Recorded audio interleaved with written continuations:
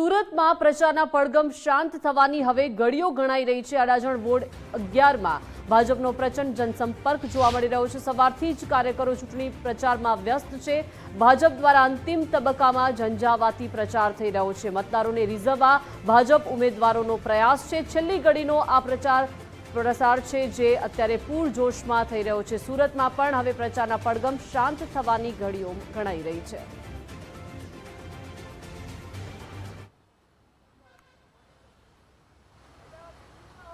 આજે સાંજના 5 વાગ્યા બાદ ચૂંટણી પડઘમ શાંત પડી જશે, પરંતુ તે પહેલાં રાજકીય પક્ષો દ્વારા જે મતદારોને રીઝવવા માટે એડી ચોટીનું જોર લગાવ્યું છે અને ચૂંટણી પ્રચાર છે તે જોરશોરથી કરવામાં આવ્યું છે।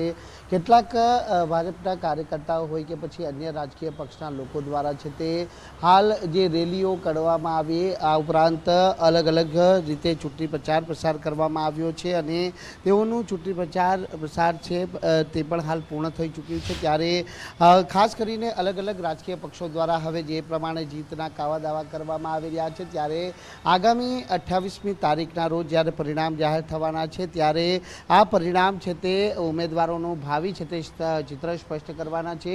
ઉમેદવારો જોડે સીધી વાત કરીશું। આપનું નામ? મારું નામ હર્ષ અશોકભાઈ મહેતા છે। અશોકભાઈ, જણાવજો કઈ રીતે આજે પ્રચાર પ્રસાર કરવામાં આવ્યો? અંતિમ ઘડીએ જ્યારે પ્રચાર પ્રસાર અંતિમ તબક્કામાં હતું, લોકો તરફથી કઈ રીતનો પ્રતિસાદ? પ્રચાર તો ઘણા દિવસથી ચાલુ છે અને અમે બૂથ સુધી પ્રવાસ કરીએ છીએ વોર્ડની અંદર, અને જ્યારે ચારે ઉમેદવાર બૂથ સુધી પ્રવાસ કર્યો છે, જન સુધી પહોંચ્યા છે, ત્યારે ખૂબ ખોબા ભરીને અમને આશીર્વાદ આપ્યા છે।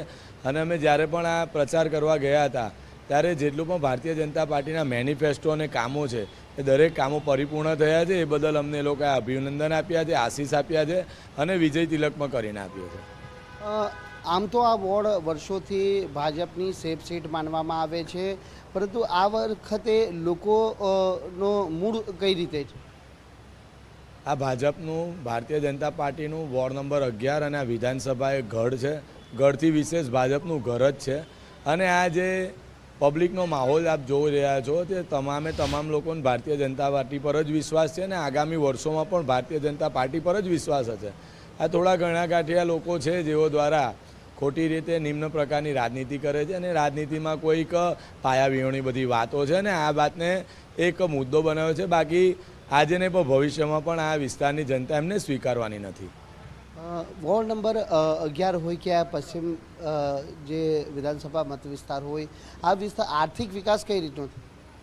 આ વિસ્તારની અંદર ખૂબ સરસ રીતે બધી રીતે તમે જો તો કોઈક જે યોજના હોય કે ભાઈ જે કંઈક સુવિધાઓ છે તો ખૂબ સરસ રીતે આયોજનભૂત એને કરવામાં આવેલું છે। કોઈ પ્રોબ્લેમ નથી, બધી સારામાં સારું ડેવલપમેન્ટ આખા વિસ્તારની થઈ રહ્યું છે। રોડ, પાણી, રસ્તા કઈ રીતના છે? રોડ, રસ્તા, પાણીની વાત આવે ત્યારે વોર્ડ નંબર 11 સૌપ્રથમ રહે છે। બધી સોસાયટીમાં બધી જ સુવિધા પૂરી પાડેલી જ છે, બધી જ સુવિધાઓથી સજ્જ છે। તો અન્ય લોકો જોડે પણ વાત કરવાનો પ્રયત્ન કરીશું। આપ જણાવજો, આપનું નામ? મનોજભાઈ ગાંધી। મનોજભાઈ, આપ તો વર્ષોથી આ વોર્ડમાં રહેતા હશો, પહેલાં શું બદલાવ હતો? હાલની પરિસ્થિતિ કઈ રીતે? અમારે અહીંયા 167 પશ્ચિમના ધારાસભ્ય પુનેશભાઈ મોદીએ જે એમના વિધાનસભામાં જે રીતે એમને કામ કર્યું છે, ઘણું સારું કામ કર્યું છે અને કરતા રહી છે। અને આ જે અમારા આગળના કોર્પોરેટરો હતા એ પણ સારું કામ કરતા હતા અને અત્યારે જે નવા કોર્પોરેટરો આવવાના છે એ પણ સારું કામ કરશે। આ વિસ્તાર ટાઉન પ્લાનિંગ પ્રમાણે દરેક વસ્તુ વ્યવસ્થિત બનાવી છે, જેવો તો દવાખાનું છે, વાંચનાલય છે, ગાર્ડનો છે, સિનિયર સિટીઝન છે, છોકરાઓ માટે ચિલ્ડ્રન ગાર્ડન છે, દરેક વસ્તુ વ્યવસ્થિત કરી છે, જે અમે પુનેશભાઈ મોદી સાહેબે ધારાસભ્ય તરીકે બહુ સારું કામ। આરોગ્ય અને શિક્ષણની વ્યવસ્થા કઈ રીતની છે અને લોકો હવે શું ઈચ્છી રહ્યા છે? આ વિસ્તારમાં આરોગ્ય માટે ઘણી દવાખાનાઓ છે અને દવાખાના પણ સારા છે અને શિક્ષણ માટે પણ સારી સ્કૂલો છે। અહીંયા અમારે અહીંયા જે ગરીબ વર્ગ કહેવાય એ બહુ ઓછું છે, એટલે અમારી અહીંયા સરકારી સ્કૂલમાં ચાલે છે, છતાં કોઈ છોકરા ભણાવતા નથી, બધા જ સારી સ્કૂલમાં ભણાવે છે। લોકો હવે કઈ રીતે, લોકોનો મૂડ શું જોવા મળ્યો છે ચૂંટણી પ્રચાર? ચૂંટણી પ્રચાર પ્રમાણે ઉમેદવારોને જંગી બહુમતીથી જીતાડવાની દરેકની અપેક્ષા છે। બિલકુલ, આ હતા વોર્ડ નંબર 11ના જે ઉમેદવાર અને તેમના કાર્યકર્તાઓ। સતત છેલ્લે કેટલાક દિવસોથી ચૂંટણી પ્રસાર છે તે જોરશોરમાં કરવામાં આવી રહ્યો હતો.